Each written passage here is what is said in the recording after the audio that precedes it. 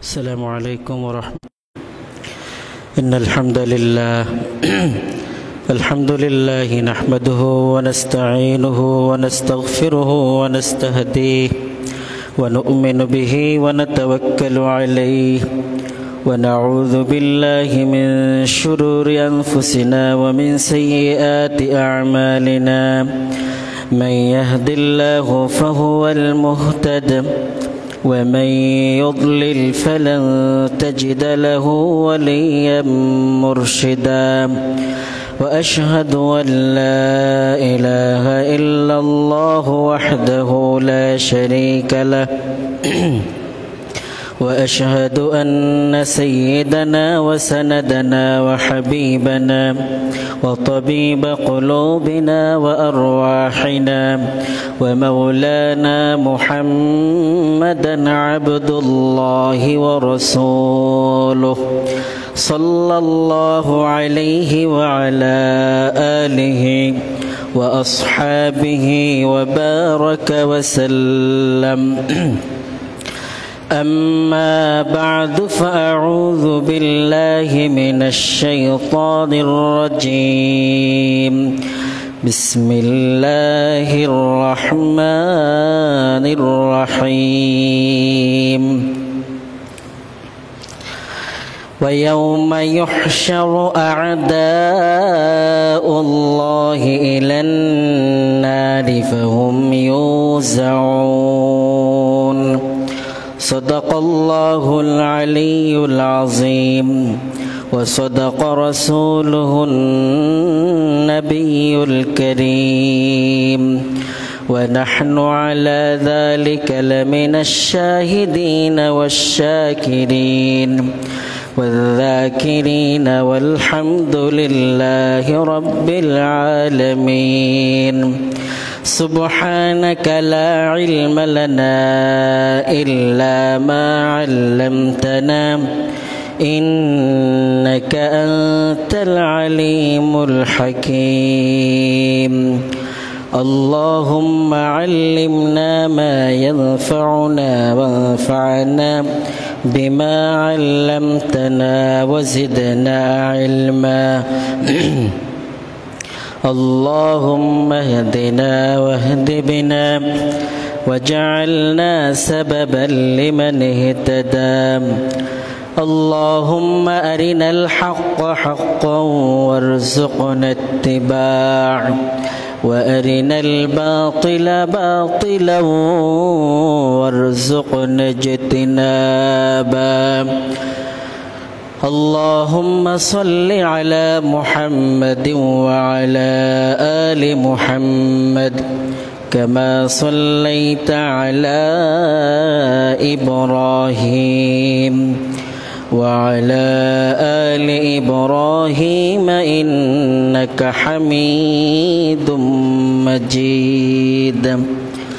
اللهم بارك على محمد وعلى آل محمد كما باركت على إبراهيم وعلى آل إبراهيم إنك حميد مجيد.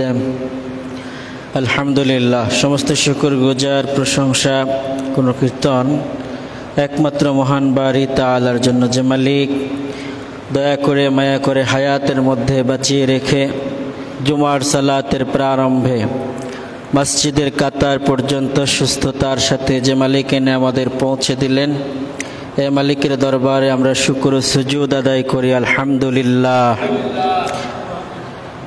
মনের সকল জড়তা, ব্যাকুলতা, হীনমন্যতা ছোট আওয়াজ ঝেড়ে ফেলে দিয়ে আল্লাহর দেওয়া জবান দিয়ে আল্লাহ তাআলাকে খুশি করার নিমিত্তে আমরা সবাই সম আওয়াজে বলি আলহামদুলিল্লাহ।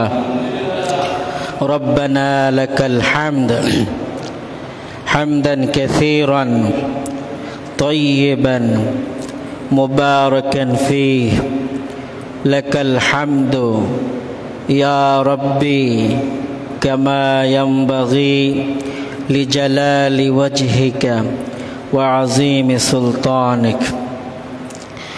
আল্লাহ সুবহানাহু ওয়া তাআলার দরবারে প্রশংসা আদায়ের পর অসংখ্য লক্ষ কোটি এবং তার চেয়ে বেশি দুরূদ প্রেরণ করছি সাইয়্যিদুল মুরসালিন খাতামুন নবিয়্যিন মুহাম্মাদুর রাসূলুল্লাহ সাল্লাল্লাহু আলাইহি ওয়াসাল্লাম এর প্রতি।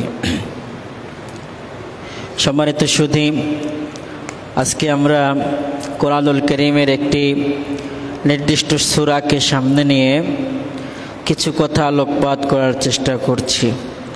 সূরার নাম হচ্ছে সূরা হামিম সাজদা, অপর ভাষায় সূরাকে সূরা ফুসসিলাত বলা হয়।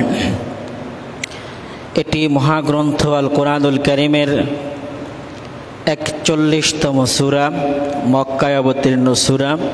সূরার মধ্যে আয়াত সংখ্যা রয়েছে 54টি। আমরা ইনশাআল্লাহ এই সূরার 19তম আয়াত থেকে অনুবাদ জানার চেষ্টা করব ইনশাআল্লাহ। সম্মানিত সুধী, প্রত্যেকটি সূরাই এবং কোরআনের প্রতিটি আয়াতই যে কোনো প্রেক্ষাপটকে কেন্দ্র করেই অবতীর্ণ হয়। এটাকে আরবি ভাষায় সাবাবুন নুজুল বলা হয়, বাংলা ভাষায় এটাকে নাজিলের পটভূমি বা প্রেক্ষাপট বলা হয়। তেমনিভাবে সূরা ফুসসিলাত কিংবা সূরা হামিম সাজদা 41তম সূরা, এটি নাজিল হওয়ার সময়কাল কিংবা এর কিছু প্রেক্ষাপট এমন রয়েছে, যেমন এই গোটা সূরার মধ্যে একটি নির্ভরযোগ্য আয়াত এমন ফাইন আ'রাদু ফাকুল আনযারতুকুম সা'iকাতাম মিছলা সা'iকাতি আদ ওয়া সামুদ। এটাকে কেন্দ্র করে নির্ভরযোগ্য রিওয়ায়াত অনুযায়ী নাজিল হওয়ার সময়কাল হচ্ছে হযরত হামজা রাদিয়াল্লাহু তাআলা আনহু ঈমান আনার পর, হযরত ওমর রাদিয়াল্লাহু তাআলা আনহু ঈমান আনার পূর্বে, মুহাম্মদুর রাসূলুল্লাহ সাল্লাল্লাহু আলাইহি ওয়াসাল্লামের প্রাচীনতম জীবনকার মুহাম্মদ ইবনে ইসহাক বিখ্যাত তাবী মুহাম্মদ ইবনে কাব আল কারজির বরাত দিয়ে এই কাহিনী উদ্ধৃত করেছেন যে একদিন কিছু সংখ্যক কুরাইশ নেতা মসজিদে হারামের মধ্যে আসর জমিয়ে বসেছিল এবং মসজিদের এক কোণে রাসূল সাল্লাল্লাহু আলাইহি ওয়াসাল্লামকে একে একে বসেছিলেন। অর্থাৎ মসজিদে হারামের মধ্যে আমরা যাদের নাম বলছি তারা আসর জমিয়েছেন, মুহাম্মদুর রাসূলুল্লাহ সাল্লাল্লাহু আলাইহি ওয়াসাল্লাম মসজিদের এক কোণে একা একা বসেছিলেন। এটা এমন এক সময়ের ঘটনা যখন হযরত হামজা ঈমান এনেছিলেন এবং কুরাইশরা প্রতিনিয়ত মুসলমানদেরকে সাংগঠনিক উন্নতি দেখে, মুসলমানদের ঐক্যবদ্ধতা দেখে, ঈমান আনয়নের দিন দিন নব নব জাগরণ দেখে যারা শিউরে উঠছিলেন এবং যারা ঈর্ষান্বিত হচ্ছিলেন, ঠিক এমন সময়ের ঘটনাটি। এই সময় উতবা ইবনে রাবিয়া, আবু সুফিয়ানের শ্বশুর, কুরাইশ নেতাদের বললেন, ভাই সব আপনারা যদি ভালো মনে করেন তাহলে আমি গিয়ে মুহাম্মদের সাথে আলাপ করতে এবং তার কাছে কয়েকটি প্রস্তাব পেশ করতে পারি। সেটা কি? সে হয়তো তার কোনোটি মেনে নিতে পারে এবং আমাদের কাছেও তা গ্রহণযোগ্য হতে পারে, আর এভাবে আমাদের বিরুদ্ধাচরণ করা থেকেও সে বিরত থাকতে পারে। উপস্থিত সবাই মনে করলেন যে এটা একটা যুক্তিযুক্ত কথা হতে পারে, আমরা সমাজে একটু মিলেমিশে চলি, অসুবিধা কি? উতবা উঠে নবী করিম সাল্লাল্লাহু আলাইহি ওয়াসাল্লামের কাছে গিয়ে বসলো। নবী করিম সাল্লাল্লাহু আলাইহি ওয়াসাল্লাম তার দিকে ফিরে বসলে সে বলল, ভাতিজা, বংশ গোত্রের বিচারে তোমার কওমের মধ্যে তোমার যে মর্যাদা তা তুমি অবগত আছো, কিন্তু তুমি তোমার কওমকে এক মুসিবতের মধ্যে নিক্ষেপ করেছো। তার মানে ভাতিজা কোরআনের কথা বলার কারণে চাচা কিংবা এই সম্প্রদায়ের গার্ডিয়ানরা মনে করছে ভাতিজা তো আমাদেরকে এক ষড়যন্ত্রের দিকে ঢেলে দিয়েছে, এক মহা অন্যায়ের দিকে মনে হয় আমরা এগিয়ে যাচ্ছি, এবং তুমি কওমের মধ্যে ফাটল ধরিয়ে দিয়েছো, গোটা কওম নির্বোধ প্রতিপন্ন করেছো। তোমার কথায় মনে হয় গোটা কওমের লোকেরা নির্বোধ, গোটা কওমের লোকেরা যা করছে এটা ঠিক না, তুমি এমন এমন কথাবার্তা বলছো, কওমের ধর্ম তাদের উপাস্যদের সমালোচনা করছো এবং এমন কথা বলতে শুরু করেছো যার সারবস্তু হলো আমাদের সকলের বাপ দাদারা কাফের ছিল। তো মুহাম্মদ, তুমি তোমার ধর্ম প্রচার করতে গিয়ে তোমার কথার মধ্যে যদি কথাগুলো এমন হয় যে আমাদের বাপদাদারা সবাই কাফের ছিল, এরা কেউ ধর্মীয় অনুশাসনের মধ্যে ছিল না, তাইলে বিষয়টা শত্রুতায় পরিণত হয়, গোত্রের মধ্যে ফাটল সৃষ্টি হয়। এমত অবস্থায় আমি কিছু প্রস্তাব নিয়ে আসছি। এখন আমার কথা একটু মনোযোগ দিয়ে শোনো। আমি তোমার কাছে কিছু প্রস্তাব রাখছি, প্রস্তাবগুলো গভীরভাবে চিন্তা করে দেখো, হয়তো তার কোনোটি তুমি গ্রহণ করতে পারো। রাসূলুল্লাহ সাল্লাল্লাহু আলাইহি ওয়াসাল্লাম বললেন, আবুল ওয়ালিদ আপনি বলুন, আমি শুনবো। সে বলল, ভাতিজা, তুমি যে কাজ শুরু করেছো তা দিয়ে সম্পদ অর্জন যদি তোমার উদ্দেশ্য হয়, তাহলে আমরা সবাই মিলে তোমাকে এত সম্পদ দেব যে তুমি আমাদের মধ্যে সবার চেয়ে সম্পদশালী হয়ে যাবে। প্রথম প্রস্তাব। সুলাইমান আলাইহিস সালাম যখন রানী বিলকিসের কাছে দাওয়াত পাঠালেন হুদহুদের মাধ্যমে, তখন অনেক কিছু হাদিয়া পাঠানোর চিন্তা করলেন যে অর্থনৈতিকভাবে কনভিন্স করা যায় কিনা। ঠিক একইভাবে মুহাম্মদুর রাসূলুল্লাহ সাল্লাল্লাহু আলাইহি ওয়াসাল্লামকেও অর্থের লোভ দেখানো হলো এবং বলল যে তুমি যদি চাও অর্থবিত্ত হতে, সচ্ছল হতে, সেটা আমরা তোমাকে করব। এত সম্পদ দেব যে আর কারো এত সম্পদ নাই, তোমারই সবচেয়ে হাইয়েস্ট সম্পদ, এবং তুমি এটা দিয়ে খুব গৌরব করতে পারবে, প্রাউড ফিল করতে পারবে। এভাবে তুমি তোমার নিজের শ্রেষ্ঠত্ব কামনা করে থাকো, তাহলে আমরা তোমাকে আমাদের নেতা বানিয়ে নিচ্ছি। আর যদি মনে করো যে আমাদের সাথে থাকবে, তা প্রথমত এত সম্পদ দেব যাতে করে কারো কাছে আর এত সম্পদ নাই, সবার মিলে এত সম্পদও হবে না। এরপরে যদি আমাদের সাথে আরও মিলেমিশে চলো, তাহলে তোমাদেরকে লিডার বানাবো, তোমাকে আমাদের মধ্যে একজন নেতা বানিয়ে নেব। তোমাকে ছাড়া কোনো বিষয় ফয়সালা করব না। যদি তুমি বাদশাহী চাও, তাহলে আমরা তোমাকে আমাদের বাদশা বানিয়ে দিচ্ছি। আর যদি তোমার উপর কোনো জিন প্রভাব বিস্তার করে থাকে, যাকে তুমি নিজে তাড়াতে সক্ষম নাও, তাহলে আমরা ভালো ভালো চিকিৎসক ডেকে নিজেদের খরচে তোমার চিকিৎসা করে দিই।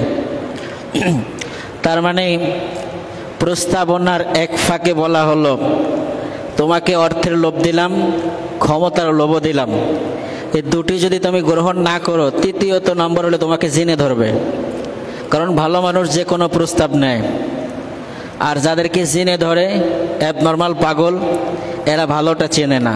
তাহলে বুঝে গেল তুমি যেহেতু সম্পদও নেবে না, লিডারও হবে না, তৃতীয় পথ হলো তোমাকে আমরা জোর করে ধরে জিনের চিকিৎসা করে দেব। তুমি যেহেতু এই ভালো মেধার না, এইভাবে তারা কথা বলছিলেন। উতবা এসব কথা বলছিল আর নবী করিম সাল্লাল্লাহু আলাইহি ওয়াসাল্লাম চুপচাপ তার কথা শুনছিলেন। অতঃপর তিনি বললেন, আবুল ওয়ালিদ, আপনি কি আপনার সব কথা বলেছেন? সে বলল, হ্যাঁ। তিনি বললেন, তাহলে এখন আমার কথা শুনুন। এরপর তিনি পড়লেন, বিসমিল্লাহির রহমানির রহিম। পরে এই সূরা তেলাওয়াত শুরু করলেন। এই সূরা মানে সূরা ফুসসিলাত, অপর ভাষায় সূরার নাম সূরা হামিম সাজদা। ওনার চাচারকে তিনি যে সূরাটি শোনালেন, উতবাকে যে সূরাটি তিনি শোনালেন, সে সূরাটি হচ্ছে কোরআনের 41তম সূরা। কি প্রস্তাবনার পরিপ্রেক্ষিতে রাসূল সূরাটি শোনালেন? তোমাকে মক্কার লিডার বানানো হবে, অর্থবিত্ত করা হবে, আর না হয় অসুস্থ হলে তোমাকে সুস্থতার জন্য ফ্রি চিকিৎসা দেওয়া হবে। এর প্রেক্ষিতে রাসূলুল্লাহ সাল্লাল্লাহু আলাইহি ওয়াসাল্লাম বিসমিল্লাহ বলে সূরা ফুসসিলাত শোনানো শুরু করলেন। উতবা তার দুই হাত পেছনের দিকে মাটিতে হেলান দিয়ে গভীর মনোযোগের সাথে শুনতে থাকলো। সিজদার আয়াত পর্যন্ত তেলাওয়াত করে তিনি সাজদা করলেন এবং মাথা তুললে বললেন, হে আবুল ওয়ালিদ, আমার দিকে। রাসূলুল্লাহ সাল্লাল্লাহু আলাইহি ওয়াসাল্লাম মাথা তুলে আবুল ওয়ালিদ বলতে ওই উতবাকেই বললেন আর কি, আমার জবাব আপনি পেয়ে গেলেন, এখন যা ইচ্ছা করেন। উতবা উঠে কুরাইশ নেতাদের আসরের দিকে অগ্রসর হলেন। লোকজন দূর থেকে তাকে দেখেই বলল, আল্লাহর শপথ, উতবার চেহারা পরিবর্তিত হয়ে গেছে বলে মনে হচ্ছে। যে চেহারা নিয়ে সে গিয়েছিল এটা সেই চেহারা নয়। সে এসে বসলো। লোকজন তাকে জিজ্ঞেস করলো, কি শুনে এলে? সে কি বলল? আল্লাহর কসম, আমি এমন কথা শুনেছি যা এর আগে কখনো শুনিনি। উতবা বললেন, আল্লাহর কসম, মুহাম্মদ সাল্লাল্লাহু আলাইহি ওয়াসাল্লাম থেকে আমি এমন কথা শুনেছি যা ইতিপূর্বে আর কখনো শুনিনি। এটা না কবিতা, না জাদু, না গণনা বিদ্যা। হে কুরাইশ নেতৃবৃন্দ, আমার কথা শোনো এবং তাকে তার কাজ করতে দাও। আমার বিশ্বাস এ বাণী সফল হবে। মনে আরো আরবের লোকেরা যদি তার বিরুদ্ধে বিজয়ী লাভ করে তাহলে সে নিজের ভাইয়ের গায়ে হাত তোলা থেকে তোমাদের রক্ষা পেয়ে যাবে এবং অন্যরা তাকে পরাভূত করবে। পক্ষান্তরে সে আরবদের বিরুদ্ধে বিজয়ী হয় তাহলে তার রাজত্ব তোমাদের রাজত্ব বলে প্রমাণিত হবে। এখানে রাসূলের ভাষায় আবুল ওয়ালিদ আর এই উতবা লোকটি তিনি খুব পণ্ডিত মানুষ ছিলেন। তার জাতির লোকদের বললেন, আমরা নিজেরা যদি তার বিরোধিতা করি, সেও কুরাইশ আমরাও কুরাইশ, তাহলে কুরাইশেরই বিরোধিতা করলাম। আর মুহাম্মদের এই দাওয়াতি কাজ যদি সত্য হয় তাহলে সে একসময় এখানে লিডার হবে। তাহলে মুহাম্মদের লিডার হওয়া মানেই আমরাও লিডার হলাম। ভাতিজা লিডার হওয়া মানেই আমিও এখানে এই কর্তৃত্বে অংশে শেয়ার আছি। অতএব তোমরা তাকে ডিস্টার্ব করো না, তাকে তার কাজে ছেড়ে দাও। আমার মনে হয় সে তার কাজে সফল হবে। উতবার এই কথাবার্তাগুলো শুনে এক পর্যায়ে নেতারা বলে উঠল, ওয়ালিদের বাপ, শেষ পর্যন্ত তোমার উপরেও তার জাদুর প্রভাব পড়লো? মানে মুহাম্মদ সাল্লাল্লাহু আলাইহি ওয়াসাল্লাম যা বললো এটা কি জাদু হিসাবে তোমার উপরে প্রভাব করলো নাকি? উতবা বলল, আমি আমার মতামত তোমাদের সামনে পেশ করলাম, এখন তোমাদের যা ইচ্ছা তোমরা করতে থাকো। এটা সিরাত ইবনে হিশাম ইসলামী ফাউন্ডেশন ছেপেছে, প্রথম খণ্ড, পৃষ্ঠা নম্বর 313 থেকে 314 পৃষ্ঠা পর্যন্ত এই তথ্যগুলো পাওয়া যাবে সিরাত ইবনে হিশামের মধ্যে। আরও কতিপয় মুহাদ্দিসিনে কিরাম জাবের ইবনে আব্দুল্লাহ থেকে একটি ঘটনা বর্ণনা করেছেন, তবে তাতে শব্দগত কিছু মতপার্থক্য রয়েছে। ওই সব রাওয়ায়াতের কোনোটিতে এই কথা আছে নবী করিম সাল্লাল্লাহু আলাইহি ওয়াসাল্লাম তেলাওয়াত করতে করতে সে সময় অন্য আয়াত তেলাওয়াত করেছেন। এমনি যদি এসব লোক মুখ ফিরিয়ে নেয় তাহলে এদেরকে বলে দাও, আমি তোমাদের আদ ও সামুদ জাতির আযাবের মতো আকস্মিক আগমনকারী আযাব সম্পর্কে সতর্ক করে দিতে চাচ্ছি। অন্য রেওয়ায়াত বর্ণনা করছে এই সূরা নাজিলের প্রেক্ষাপট এমন, মুহাম্মদুর রাসূলুল্লাহ উতবাকে বলেছেন ওই আয়াতটি তেলাওয়াত করে শুনিয়ে, তোমরা যদি আমার এই দাওয়াতি কাজ থেকে মুখ ফিরিয়ে নাও তবে আল্লাহর পক্ষ থেকে একটা চিরন্ত মেসেজ এভাবে জেনে নাও। সেটা কি? আল্লাহ তাআলা তোমাদেরকে আদ এবং সামুদ জাতির মতো পাকড়াও করবেন এবং ধ্বংস করে ফেলবেন। শুধু এটি পাওয়া যাবে তাফসির ইবনে কাসির, আল্লামা হাফেজ এমাদউদ্দিন রাহিমাহুল্লাহ, দারুস সালাম রিয়াজুদ্দের ছাপ, সপ্তম প্রকাশনী। এটি চতুর্থ খণ্ডের পৃষ্ঠা নম্বর 90 থেকে 91 নম্বর পৃষ্ঠা তথ্যগুলো পাওয়া যাবে। উতবার এই কথার জবাবে আল্লাহর পক্ষ থেকে যে বক্তব্য নাজিল হয়েছে তাতে সে নবী করিম সাল্লাল্লাহু আলাইহি ওয়াসাল্লামকে অর্থহীন কথা বলেছে, সেদিকে আদৌ দৃষ্টিপাত করা হয়নি। কারণ সে যা বলেছিল তা ছিল প্রকৃতপক্ষে নবী করিম সাল্লাল্লাহু আলাইহি ওয়াসাল্লাম নিয়ত ও জ্ঞান বুদ্ধির উপর হামলা। তার গোটা বক্তব্যের পেছনে অনুমান কাজ করছিল যে তার নবী হওয়া এবং কোরআনের ওহী হওয়ার কোনো সম্ভাবনা নেই। উতবা জানতো যে ভাতিজা পর্যায়ের মানুষ, এর কাছে কোরআন নাজিল হবে কিভাবে, নবী হয় কিভাবে? ওর বাবাও বাঁচিয়ে নেই, মা খুব জীর্ণশীর্ণ অবস্থায় আছে, পরবর্তীতে লালিত পালিত হয়েছে আরেকজন পালক মায়ের কাছে। তো নবী হয় কিভাবে? নবী হলে তো বড় ভালো বংশের কেউ নবী হতো। তাদের চিন্তা চেতনা ছিল এমন, এজন্য এইভাবে অবহেলা করে কথাগুলো বলছিলেন। শুধু রাসূল আকরাম সাল্লাল্লাহু আলাইহি ওয়াসাল্লাম এর একটি গুণ ছিল দাওয়াতি কাজের ক্ষেত্রে এমন, তীব্র সমালোচনার মুখেও রাসূল হেসে কথা বলতেন এবং ঠান্ডা মেজাজ জবাব দিতেন। এবং রাসূল আকরাম সাল্লাল্লাহু আলাইহি ওয়াসাল্লামকে আরবি ভাষায় জাওয়ামিউল কালিম বলা হতো। তিনি অল্প কথা বলতেন এবং এর জবাব থাকতো অনেক বড় এবং অনেক বেশি।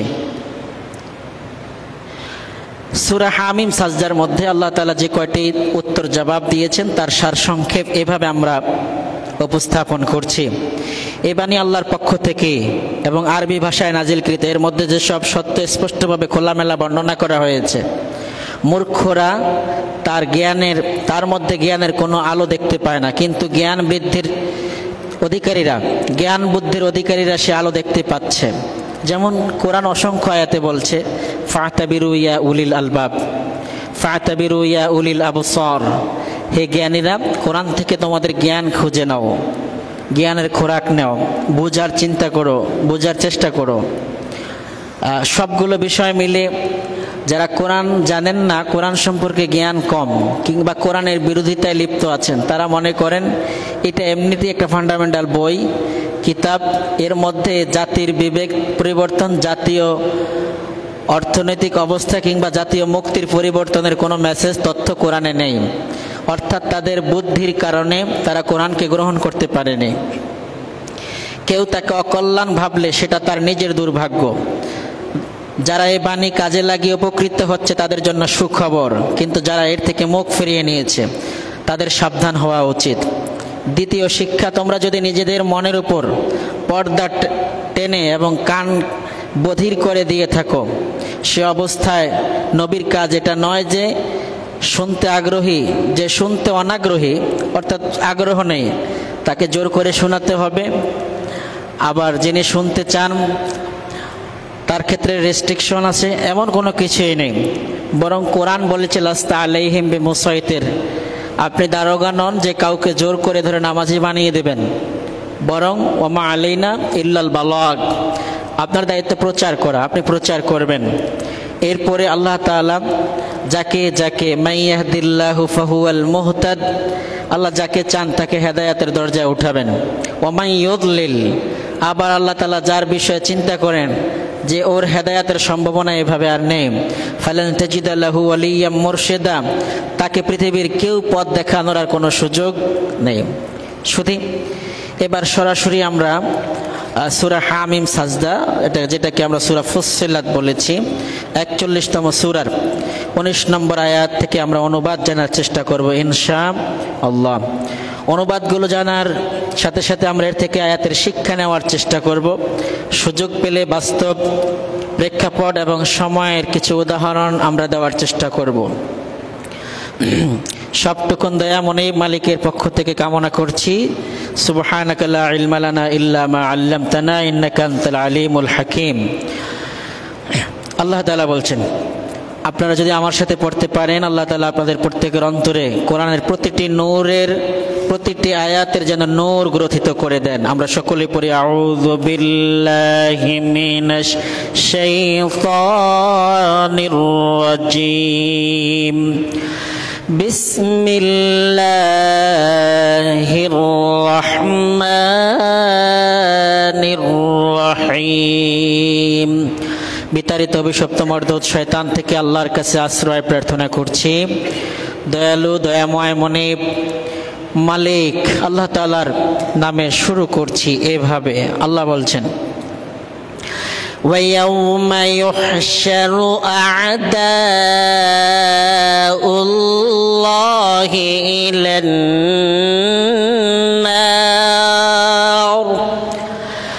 أَعْدَاءُ اللَّهِ إِلَى النَّارِ فَهُمْ يُوزَعُونَ وَيَوْمَ আর সেই দিন ইউহশারু একত্রিত করবেন আদাউল্লাহ আল্লাহর শত্রুদেরকে। আয়াতে আল্লাহ আল্লাহর শত্রু বলেছেন। আল্লাহর শত্রু কারা? আল্লাহর কি কেউ শত্রুতা করে এই পৃথিবীতে বেঁচে থাকা উচিত?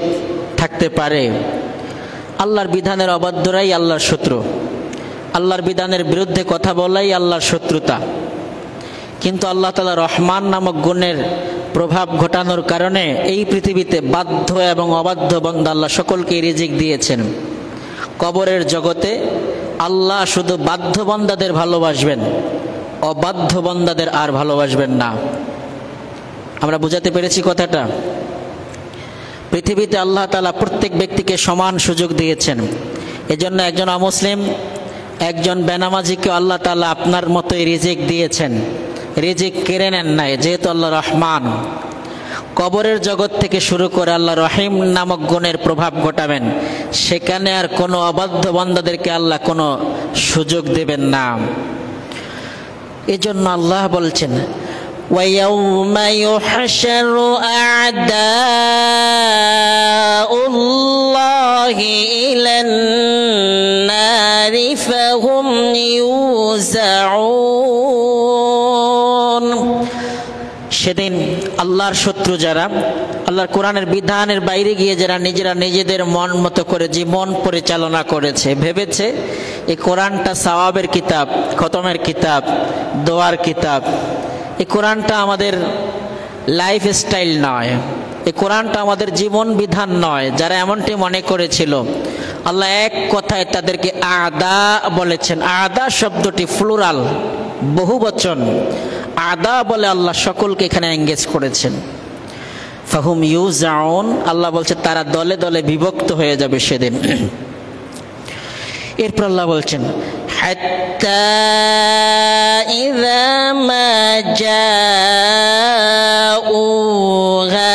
শাহিদা আলাইহিম সামউহুম ওয়া আবসারুহুম شهد عليهم سمعهم وأبصارهم وجلودهم بما كانوا يعملون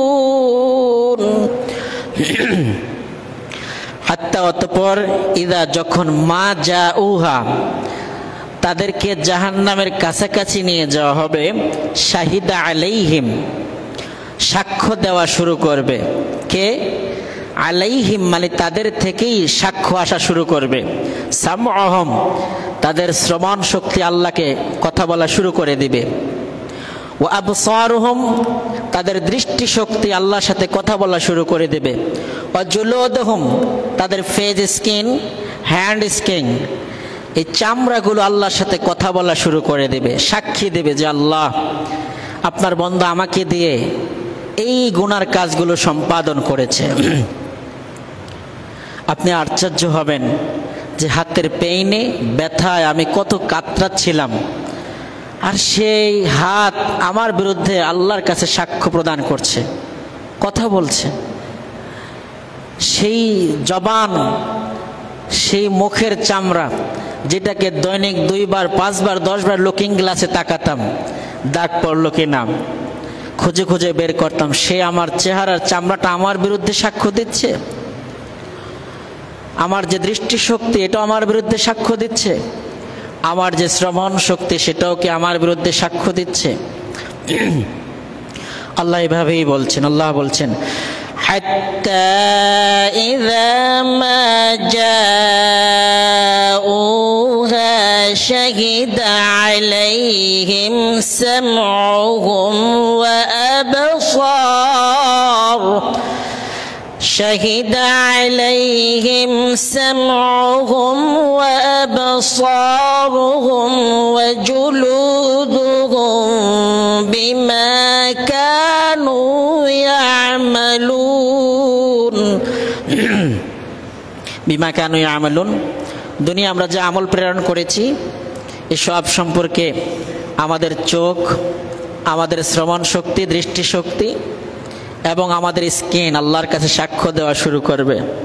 যখন এমনটি হবে তখন বান্দা সরাসরি জিজ্ঞেস করবে, وَقَالُوا لِجُلُودِهِمْ لِمَ شَهِدْتُمْ عَلَيْنَا وَقَالُوا لِجُلُودِهِمْ لِمَ شَهِدْتُمْ عَلَيْنَا। সেদিন মানুষ তার চামড়াকে, হাতের চামড়া, মুখের চামড়া, স্কিনকে ডেকে জিজ্ঞেস করবে, লেমা কেন, শাহিদ তুম আল্লাহর কাছে আমার বিরুদ্ধে সাক্ষ্য দিচ্ছ, আলাইনা আমার বিরুদ্ধে। কলু সেদিন চামড়ারা কথা বলবে, স্কিনরা কথা বলবে। আপনি কি ভাবছেন এগুলো কখনো?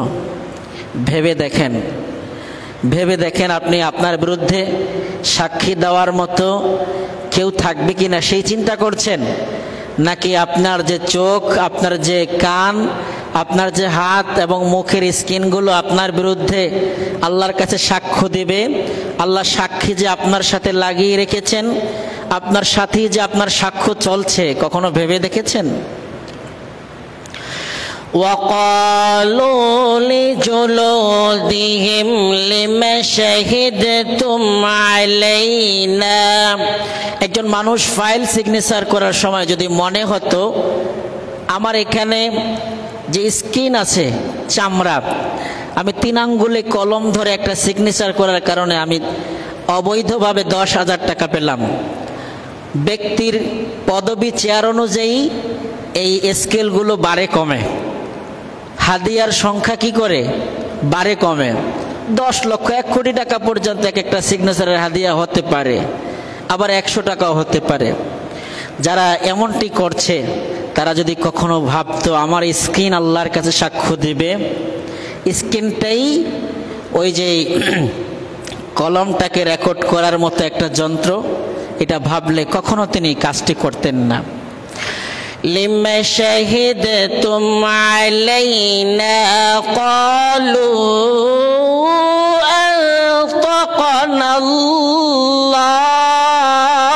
আনতাকানাল্লাহ। চামড়াগুলো বলবে আনতাকানাল্লাহ, আল্লাহ আজকে আমাদের জবান খুলে দিয়েছেন। আনতাকানাল্লাহুল্লাযী আনতাকা কুল্লা শাই। যেভাবে আল্লাহ পৃথিবীতে সকল কিছুর জবান দিয়েছেন, সেভাবে আজকে আমাদের জবান খুলে দিয়েছেন। আজকে আমরা আল্লাহর কাছে তোমার কৃতকর্মের সব বিষয়গুলো পুঙ্খানুপুঙ্খ তুলে ধরার চেষ্টা করব। أنطقنا الله الذي أنطق كل شيء وهو خلقكم أول مرة وإليه ترجعون।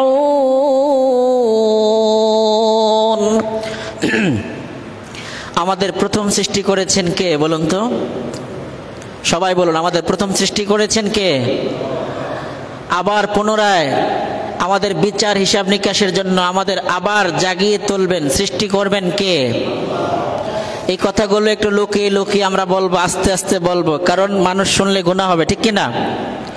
তাহলে বলুন, প্রথম সৃষ্টি করেছেন কে? পুনরায় আবার সৃষ্টি করবেন কে?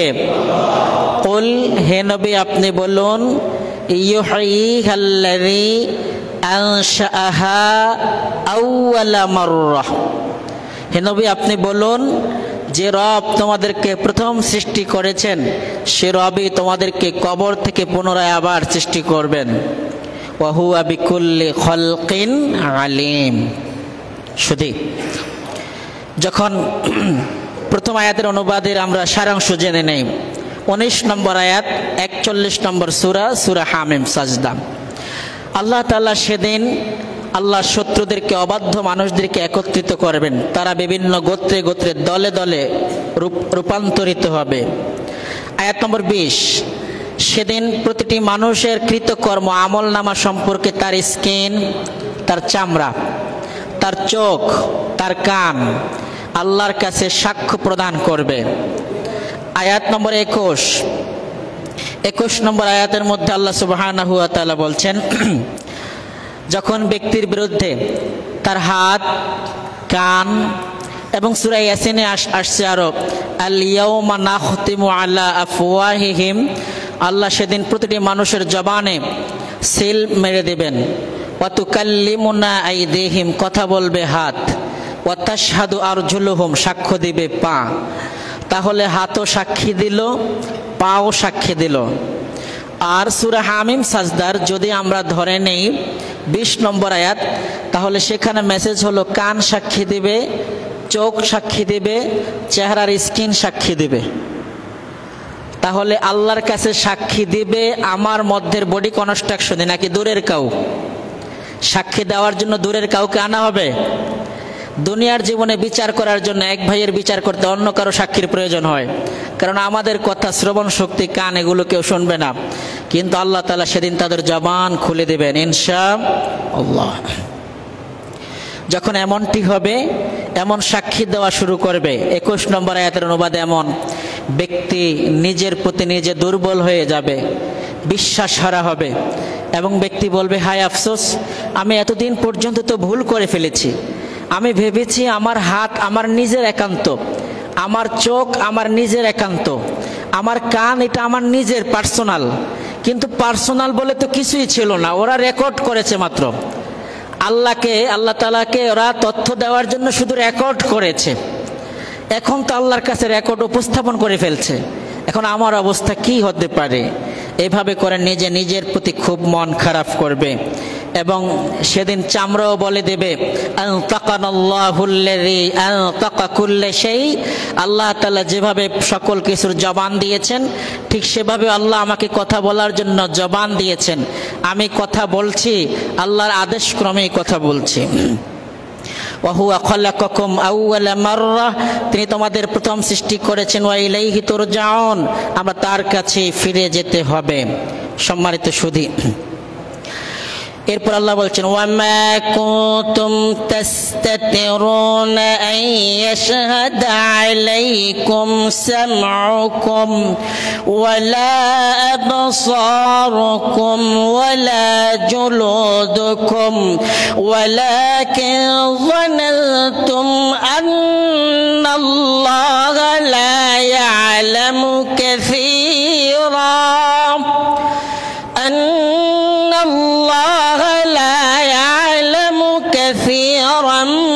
মিম্মা তা'মালুন।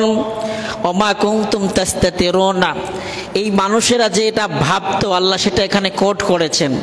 এরা ভাবতো ঘুষ নেওয়ার সময় আল্লাহ দেখেন নাই, কারণ এটা আমার হাত, এটা কখনো বেঈমানি করবে না, বলে দেবে না। এটা আমার চোখ, এটা কখনো বেঈমানি করবে না, বলে দিবে না। এটা আমার কান, এটা কখনো বেঈমানি করবে না, বলে দেবে না। এটা আমার পা, আমি খাই হৃষ্টপুষ্ট করে, পেন হলে পেন কিলার নেই, তারপরও সে বলে দিবে না, বেঈমানি করবে না। তাস্তাতিরুনা, তারা মনে করেছিল যে এরা আমার বিরুদ্ধে যেতে পারেই না। বিশ্বস্ততাটা ব্যক্তির এমন, এরা আমার বিরুদ্ধে যেতে পারেই না।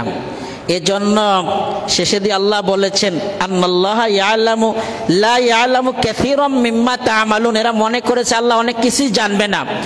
কারণ এজন্য তারা এই বিশ্বস্ততার কারণে হাতের বিরুদ্ধে গিয়ে, অজান্তে গিয়ে, চোখের অজান্তে গিয়ে, নিজের স্কিনের অজান্তে গিয়ে চুরি করে নেয়, এদের সামনে সামনে করেছে। আমি আপনাদের জিজ্ঞেস করতে চাই, কোনো ব্যক্তি চুরি করলে তার চোখ কোথায় থাকে? তার সাথে থাকে না বাড়িতে থাকে? কোনো ব্যক্তি যদি ঘুষ খায় তখন তার হাত তার সাথে থাকে না পেছনে থাকে, নাকি বাসায় থাকে? এটাই আল্লাহ বলেছেন, ওমা কুনতুম তাস্তাতিরুনা আন ইয়াশহাদা আলাইকুম সামউকুম ওয়ালা আবসারুকুম ওয়ালা জুলুদুকুম ওয়ালাকিন যানানতুম, বরং তারা ধারণা করত আন্নাল্লাহা লা ইয়ালামু কাসীরা, আল্লাহ অনেক কিছুই মনে হয় জানেন না। আল্লাহ কি অনেক কিছুই জানেন না? বিষয়টা এমন না, আল্লাহ জানেন না এমন কিছু হতেই পারে না। বিষয়টি কেমন বলেন? আল্লাহ জানেন না এমন কিছুই হতে পারে না। ওমা তাসকুতু মিন ওয়ারাকাতিন ইল্লা ইয়ালামুহা ইল্লাল্লাহ, গাছ থেকে পাতা ঝরে পড়বে, এটা কখন পড়বে, কতবার এদিক সেদিক হবে, পাতাটা পড়ে কোন দিকে থাকবে, এই এলেমও কার আছে? এই এলেম কার আছে? ওয়ামা তুখফিস সুদূর, আপনি অন্তরে অন্তরে কি ধারণা করছেন, এই ইলমও কার আছে? আল্লাহর আছে। বাহার, বিশাল সাগর, মহাসাগরের মধ্যে কোন মাছটি না খেয়ে আছে, কি অবস্থা সেখানে, এই ইলমও কার কাছে আছে? আল্লাহর কাছে আছে। সম্মানিত সুধী, আল্লাহ তাআলা আমাদের বুঝার আমল করার তৌফিক দান করুন। এরপর আমরা একটু দূরে গিয়ে আবার একটু অনুবাদ জানার চেষ্টা করি। আল্লাহ বলছেন, ওয়াকালাল্লাযীনা কাফারু লা তাসমাউ লিহাযাল কুরআন ওয়ালগাউ ফীহি লাআল্লাকুম তাগলিবুন। ওয়াকালাল্লাযীনা কাফারু, আর যারা অস্বীকারকারী, কোরআনকে জীবন বিধান হিসাবে মেনে নিতে চায় না, কষ্ট হয়, তাদেরকে আল্লাহ তাআলা কোরআনের ভাষায় কাফের বলেছেন। وقال الذين كفروا لا تسمعوا لهذا القرآن তোমরা এই কোরআন শুনবে না, কোরআন জানবে না, কোরআন বুঝবেও না। ওয়ালগাউ ফিহি, বরং কোরআনের মেসেজ যেখানে দেওয়া হয় সেখানে গিয়ে বিশৃঙ্খলা তৈরি করবে। এটা হলো কাফেরদের ভাষণ। শয়তানরা এই কাজটা বাস্তবায়ন করছে। যেখানে কোরআনের মেসেজ সঠিকভাবে দেওয়া হয় ওইখানে গিয়ে বিশৃঙ্খলা করে একদল শয়তান মাত্র, একদল কাফের মানুষেরা মাত্র। আল্লাহ বলেছেন লাআল্লাকুম তাগলিবুন। শুধু আল্লাহর ভাষাটা এমনই। আল্লাহ বলছেন ফালানুযীকান্নাল্লাযীনা কাফারু আযাবান শাদীদা ওয়ালানাজজিয়ান্নাহুম আসওয়াআল্লাযী কানু ইয়া'মালুন। 41 নম্বর সূরা, সূরা হামিম সাজদা, আয়াত নম্বর 27। আল্লাহ বলছেন ফালানুযীকান্নাল্লাযীনা কাফারু আযাবান শাদীদা। আল্লাহ অস্বীকারীদের জন্য যন্ত্রণাদায়ক শাস্তির ব্যবস্থা করে রেখেছেন।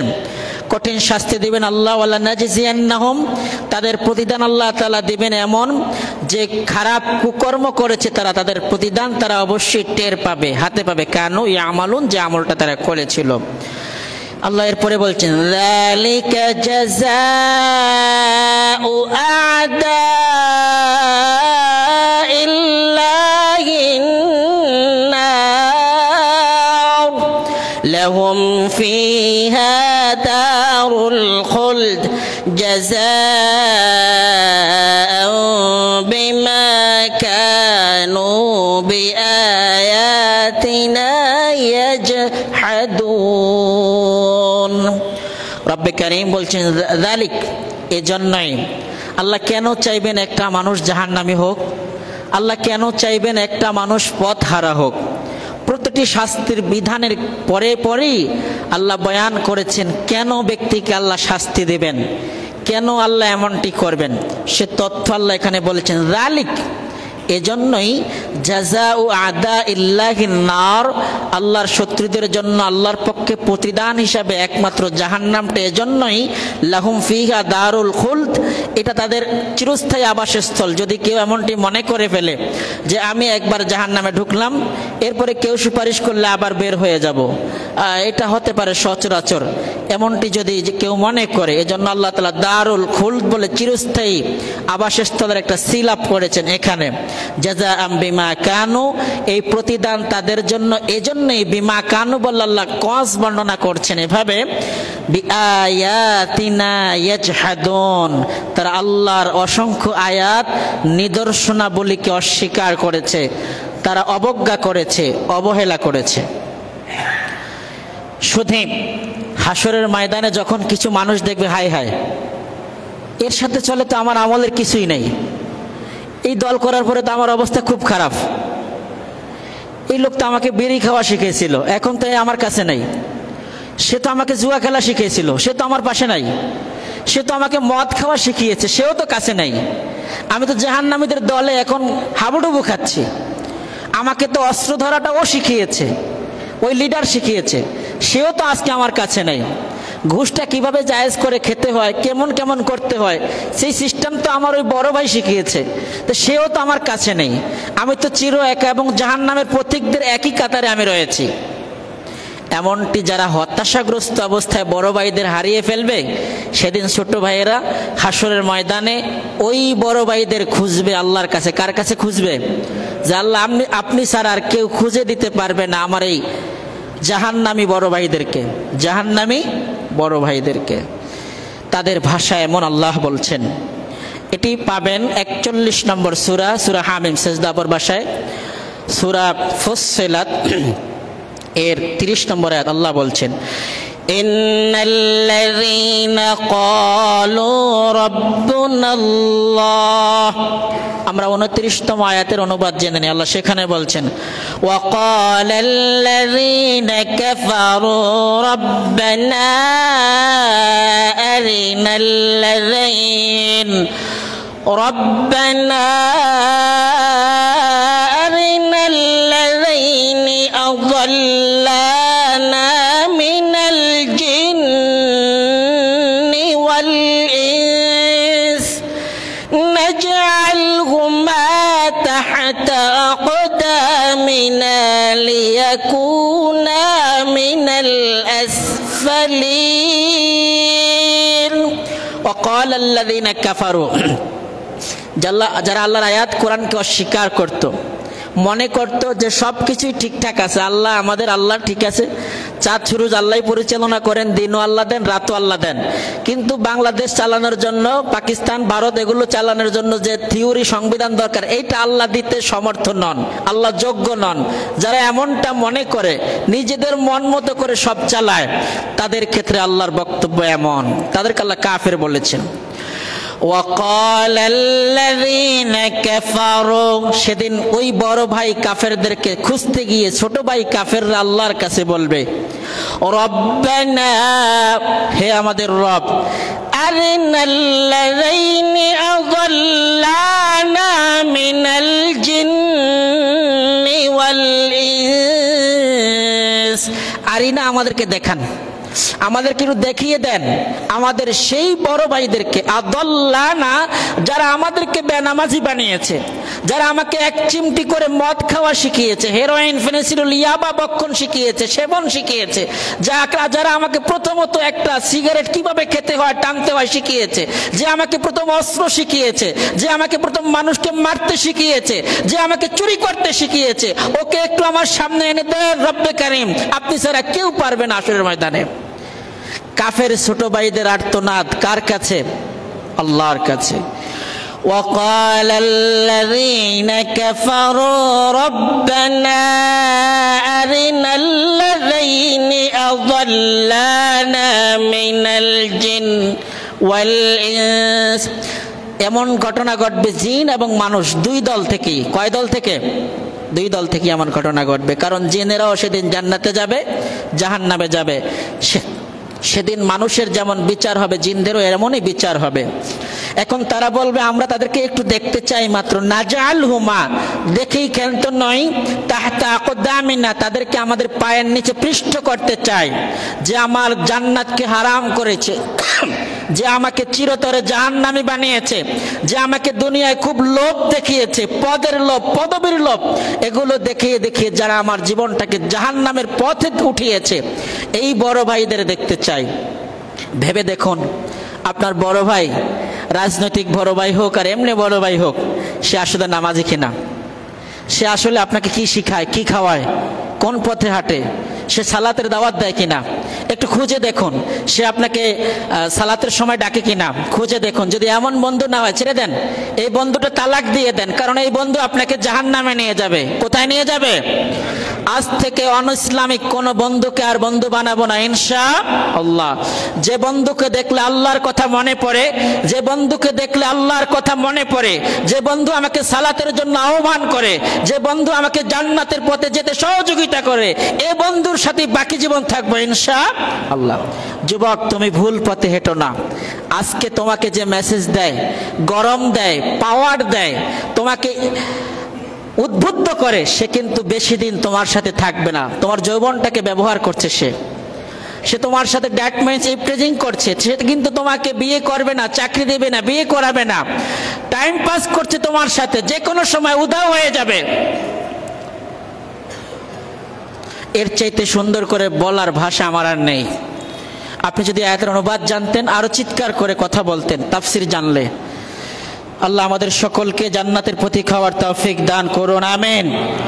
তাহতা কদামিনা লিয়াকুনা মিনাল আসফালিন ইন্নাল্লাযীনা ক্বালু রাব্বুনাল্লাহ থুম্মা ইসতাকামু তাতানাজ্জালু আলাইহিমুল মালাইকা আল্লা তাখাফু ওয়া লা তাহজানু ওয়া আবশিরু বিল জান্নাতিল্লাতী কুনতুম তুআদুন।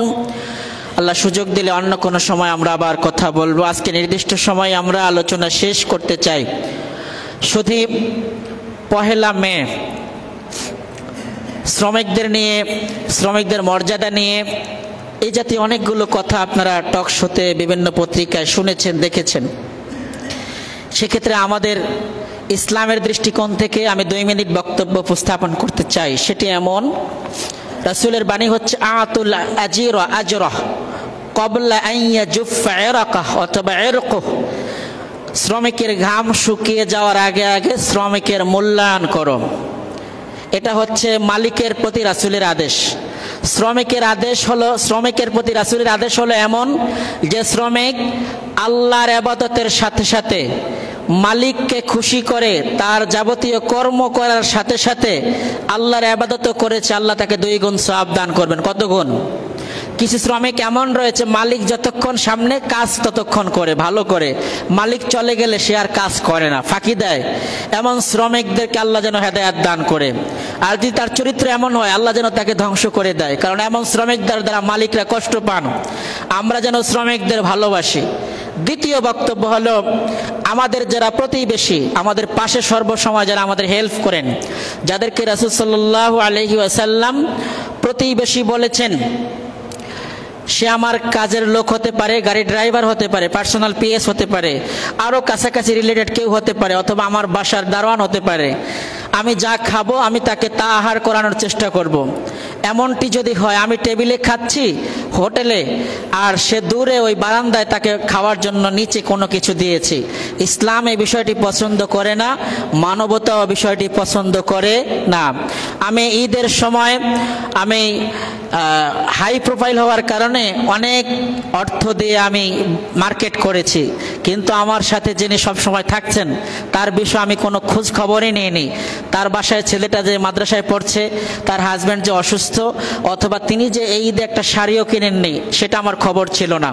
যদি আমি নিজে ব্যক্তিগতভাবে এমন হই, আমি আমাকে চেঞ্জ করে ফেলবো, কারণ রাসূল বলেছেন ওই ব্যক্তির ঈমান নেই, আবারও বলেছেন ওই ব্যক্তির ঈমান নেই, আবারও বলেছেন ওই ব্যক্তির ঈমান নেই যে পেট পরিপূর্ণ করে খেলো আর তার প্রতিবেশী উপবাস কাটালো। রব্বে কারীম আমাদের বুঝার আমল করার তৌফিক দান করুন। এই শ্রমিকদের সর্বোচ্চ মর্যাদা রাসূল সাল্লাল্লাহু আলাইহি ওয়াসাল্লাম দান করেছেন, শ্রমিকদের সর্বোচ্চ হক রাসূল সাল্লাল্লাহু আলাইহি ওয়াসাল্লাম বলেছেন, এবং কোরআন ইসলাম বাতায়ন করেছে। আল্লাহ তাআলা আমাদেরকে এই অনুযায়ী চলার তৌফিক দান করুন। হাযা মা ইনদি ওয়াল ইলমু ইনদাল্লাহ আলাইহি তাওয়াক্কালতু ওয়া ইলাইহি উনীব। আসসালামু আলাইকুম ওয়া রাহমাতুল্লাহি ওয়া বারাকাতুহু। যারা কাবলাল জমা পড়েন নাই, 4 রাকাত কাবল।